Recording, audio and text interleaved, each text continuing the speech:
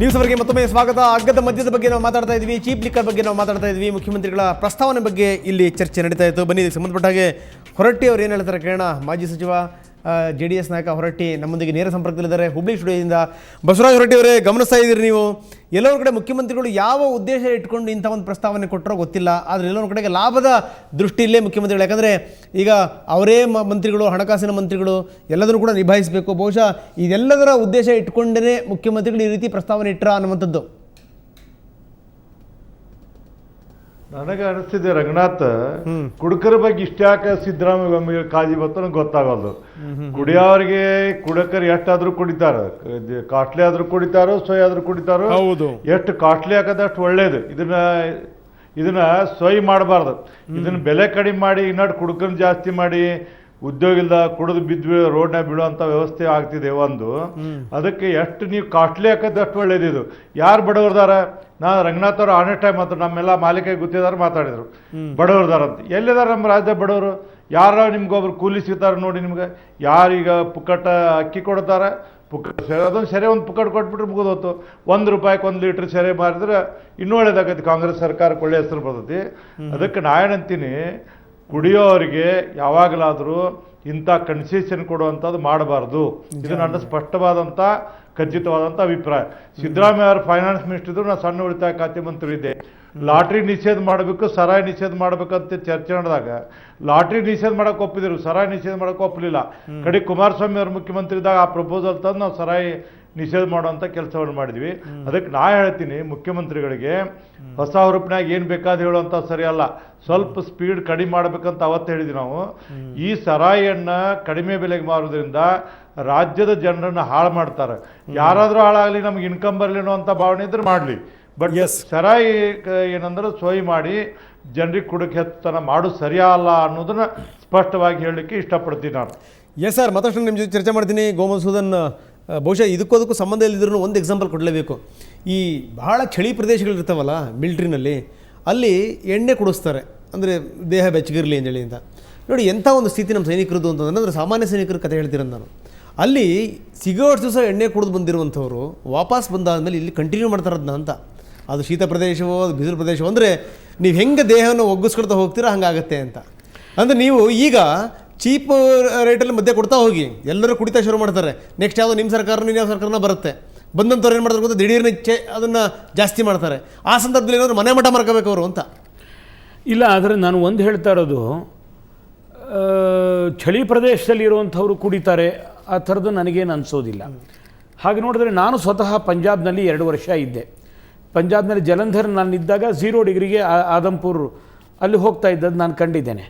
ಅಲ್ಲೆಲ್ಲ ಜನ ಏನು ಮಾಡ್ತಾರೆ ಅಂತಂದರೆ, ಎಲ್ಲರೂ ಸರಾಯಿ ಕುಡಿತಾರೆ ಅಥವಾ ಹೆಂಡ ಕುಡಿತಾರೆ, ಆ ಥರದ್ದೇನಿರೋಲ್ಲ. ನೀವು ಮಧುಸೂದನ್ ಸರ್, ನಿಮ್ಮಲ್ಲೇ ಮಧು ಇರೋದ್ರಿಂದ ನೀವು ಮಧುಪಾನಕ್ಕೆ ಹೋಗಿಲ್ಲ. ಅಲ್ಲ, ಏನು ಮಾಡ್ತಾರೆ ಅಲ್ಲಿ ಜನ ಅಂತಾನೆ, ಚಳಿ ಬಂದಾಗ ಬಡವರು ಇರ್ತಾರೆ. ಅವ್ರೇನು ಮಾಡ್ತಾರೆ ಅಂತಂದರೆ, ಈ ಉತ್ತತ್ತಿನ ಅಂದರೆ ನಾವೇನು ಖರ್ಜೂರ ನೋಡ್ತೀವಿ, ಖರ್ಜೂರನ ಹಾಲಿಗೆ ಹಾಕ್ಕೊಂಡು ಅದನ್ನು ಕುದಿಸಿ ಕುಡಿತಾರೆ. ಬಹಳ ವಾರಂ ಇರುತ್ತೆ ಅದರಲ್ಲಿ. ಅದರಿಂದ ಚಳಿಗೋಸ್ಕರ ಕುಡಿತಾರೆ ಅಂತ ಏನಿಲ್ಲ, ಇದು ಚಟಕ್ಕೋಸ್ಕರ ಕುಡಿತಾರೆ. ಅಲ್ಲ, ನಿಮ್ಮನ್ನು ಕೂಡಿಸ್ಕೊಂಡಿರೋದು ಈಗ ನಾವು ಮಧುಪಾನ ಸ್ವರಪಾನದ ಬಗ್ಗೆ ನೀವು ವ್ಯಾಖ್ಯಾನ ಕೊಡಿ ಅಥವಾ ಉತ್ತತ್ತಿ ನೆನೆಸ್ತೀನಿ, ಅದಲ್ಲ. ಅಲ್ಲ, ಚೀಪ್ ಲಿಕ್ಕರ್ ಕೊಡೋದ್ರಿಂದ ಅದ್ರ ಬಗ್ಗೆ ನಾನು ಅನಿಸಿದ್ದೇನಂತಂದ್ರೆ, ಸನ್ಮಾನ್ಯ ಸಿದ್ದರಾಮಯ್ಯನವರು ಫೈನಾನ್ಸ್ ಮಿನಿಸ್ಟರ್ ಆಗಿದ್ದಂಥವ್ರು ಈಗಲೂ ಫೈನಾನ್ಸ್ ಇಟ್ಕೊಂಡಿದ್ದಾರೆ. ಅವರು ಯಾವ್ದಾರ ಒಂದು ಕಾರ್ಯಕ್ರಮವನ್ನು ಯೋಚನೆ ಮಾಡಿದ ತಕ್ಷಣ ಅದಕ್ಕೆ ರಿಸೋರ್ಸ್ ಮೊಬಿಲೈಸೇಷನ್ ಬಗ್ಗೆ ಯೋಚನೆ ಮಾಡ್ತಾರೆ. ಮೊದಲನೇದಾಗಿ ಅಕ್ಕಿ ಅವರು ಕೊಡಲೇಬೇಕಾಗಿತ್ತು, ಅಕ್ಕಿ ಕೊಟ್ಟರು.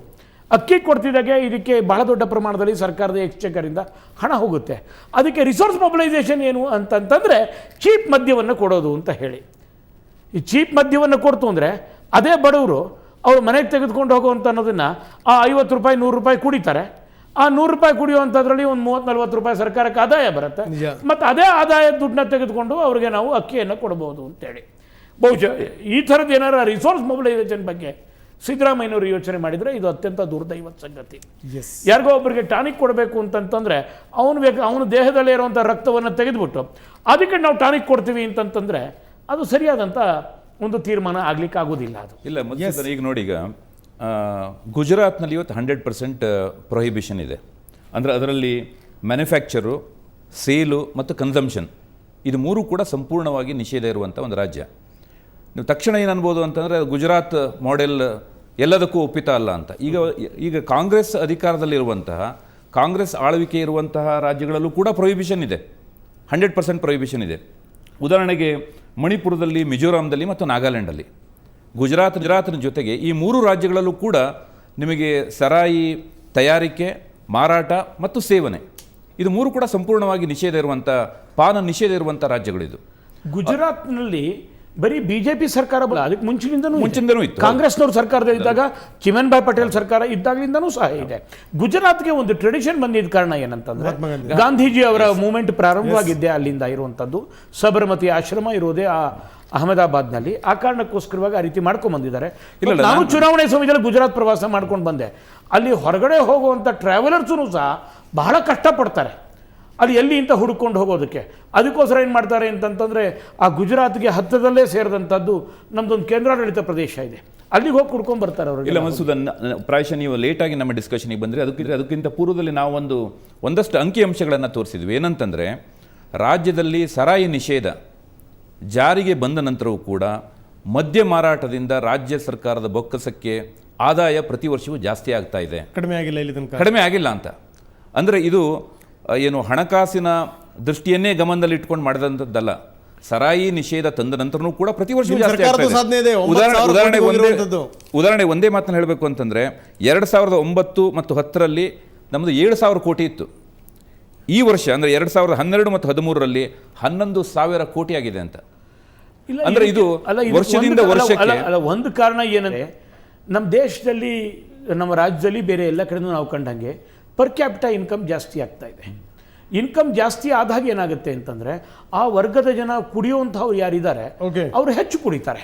ಮತ್ತು ಎರಡನೇದಾಗಿ, ನಾವು ಬೆಲೆಯನ್ನು ಜಾಸ್ತಿ ಮಾಡಿದಾಗ ನ್ಯಾಚುರಲ್ ಆಗಿ ಕುಡಿಯುವಂಥವ್ರ ಸಂಖ್ಯೆ ಜಾಸ್ತಿ ಇರುತ್ತೆ. ಬೆಲೆ ಜಾಸ್ತಿ ಆದಾಗ ಅವ್ರ ಟರ್ನ್ ಓವರ್ ಜಾಸ್ತಿ ಆಗುತ್ತೆ, ಅದಕ್ಕೆ ತಕ್ಕಂಗೆ ಟ್ಯಾಕ್ಸ್ ಜಾಸ್ತಿ ಬರುತ್ತೆ ಸರ್ಕಾರಕ್ಕೆ. ಆದರೆ ಇದರಲ್ಲಿ ಅಗ್ಗದ ಮರವನ್ನು ಕುಡಿಸೋದು ಹಿಂದ್ಗಡೆ ಇರುವಂಥದ್ದು. ನಾನು ಹೇಳಿದ್ದೆ, ಒಂದು ಸ್ಕೀಮು, ರಕ್ತವನ್ನು ತೆಗೆದು ನಾವು ಅವ್ರಿಗೆ ಅಕ್ಕಿಯನ್ನು ಕೊಡ್ತೇವೆ ಅಂಥೇಳಿ ಈ ಸರಾಯಿನ ಕುಡಿಸುವಂಥದ್ದು ರಕ್ತವನ್ನು ತೆಗೆಯುವಂಥ ಕೆಲಸ.